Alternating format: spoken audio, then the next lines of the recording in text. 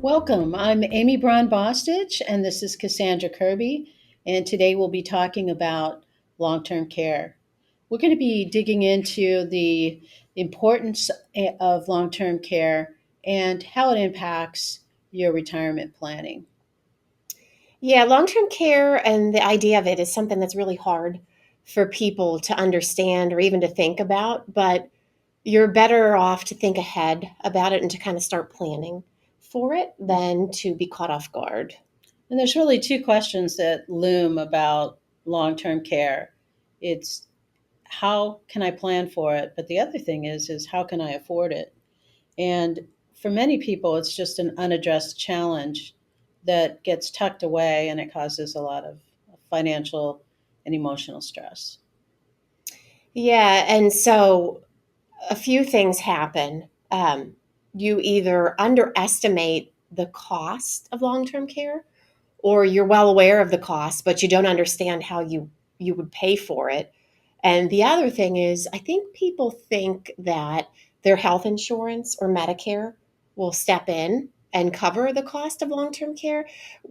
That's not always the case. Medicare may cover a certain number of days, Mm-hmm. but after that number of days, you're kind of on your own, and it becomes what's the next step is your income, your assets, and any other resources that you have.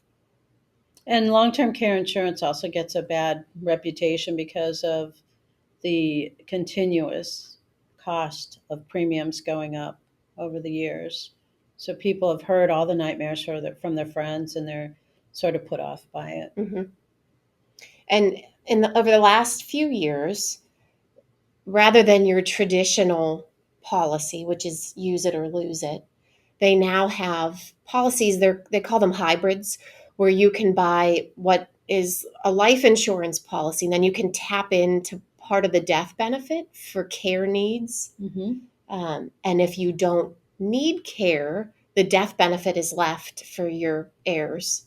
Yeah, I think that's another problem too, is because most people are a little hesitant spending that amount of money, not knowing whether they'll ever use it or not. So I think the hybrid insurance sort of resolves that issue that some people have with long term care insurance. Hmm. But there's some health considerations there too, right? It's very hard to get long term care. Have you noticed that? Yeah. So people with even, maybe high blood pressure and diabetes, they could still get a death benefit hybrid policy, but they may not be able to get a long term care policy.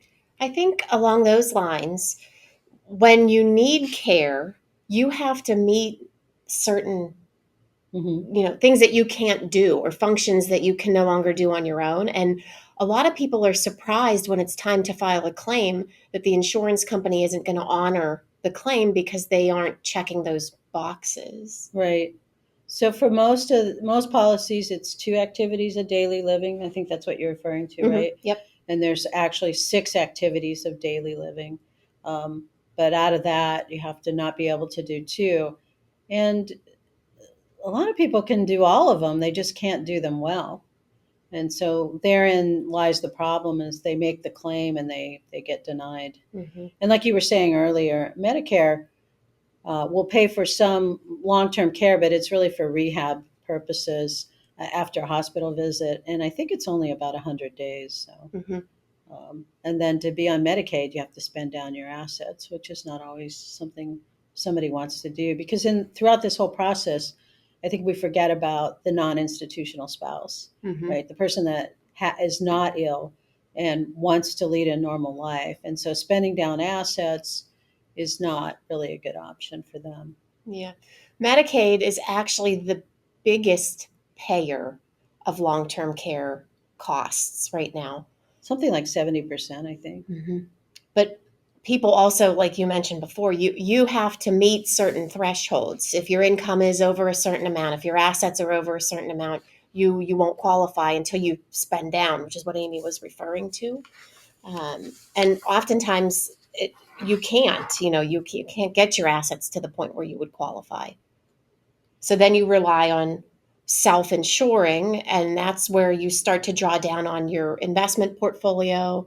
Um, other assets, if you have like a line of credit, if you don't have other resources, Mhm. that can be devastating to your portfolio.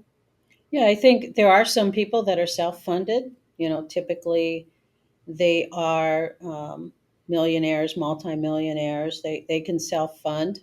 Um, there's different strategies, taking your required minimum distribution, applying it to different hybrid policies, or taking money out of the IRA and offsetting it with medical costs, those types of things. But for a majority of the people out there, those aren't really doable, I think. Mm-hmm. The other thing is that in order to qualify for Medicaid, there's a look back period. Mm. So from the time that you go into the nursing home, they're going to look back over the last 5 years and see what happened with your assets. Did you try to give them away? Did you actually spend them down? What happened there? Mm-hmm. Yeah, there's a lot of other considerations, and recently with the Secure Act, there are new rules and requirements about if you inherit an IRA, how quickly you have to draw that down. It used to be that you could spread it out over your life expectancy. And now for non-spouse heirs, for most non-spouse heirs, you have to draw that down within 10 years. So one strategy is that you could use that money and those required distributions to help plan and pay for some kind of a long-term care contingency plan or policy, um, now, depending on your age. And so that's one strategy. And Roth IRAs are tax free as long as you meet certain age requirements.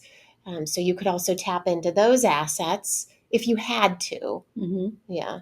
And if you were under 59 and a half and you wanted to start using some money from your IRA to pay for a policy or to fund some alternative investment, you can employ 72T, which is a systematic equal periodic payments.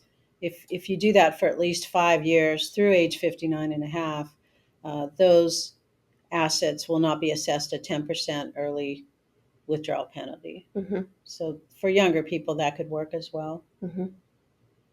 Um, Health savings accounts. Mm-hmm. Did you want to touch on those a little bit? Yeah, those are great. A lot of people don't use them though, but they allow you to put money away every year. You can let that grow tax deferred. You can invest it.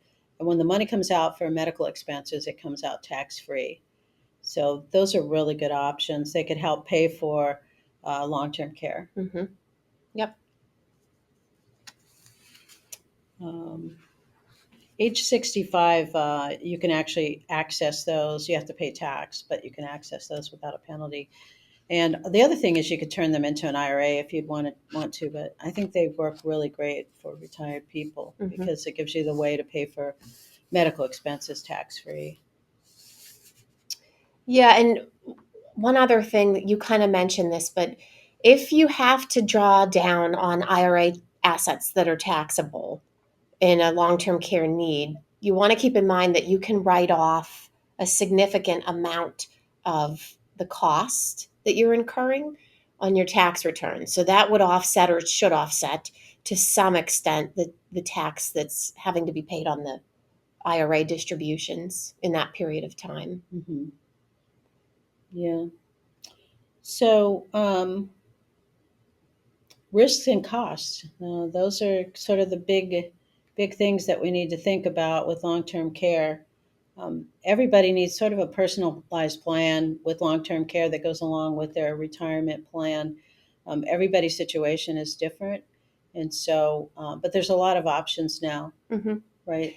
Yeah, and I mentioned this at the beginning, but better to kind of think about it now and start to plan for it. What would you do than, the opposite, which is ignore it and then be caught, in a situation that you're not ready to handle. Making a crisis decision, which usually those aren't really good decisions when Mm-hmm. you're up against a wall. So, um, I think that's about it for today, Yep, unless I you think have so. something else you want to add. No, I think if anybody has any questions about the hybrid policies or just planning for a long term care event, I mean, we're available for phone calls, emails.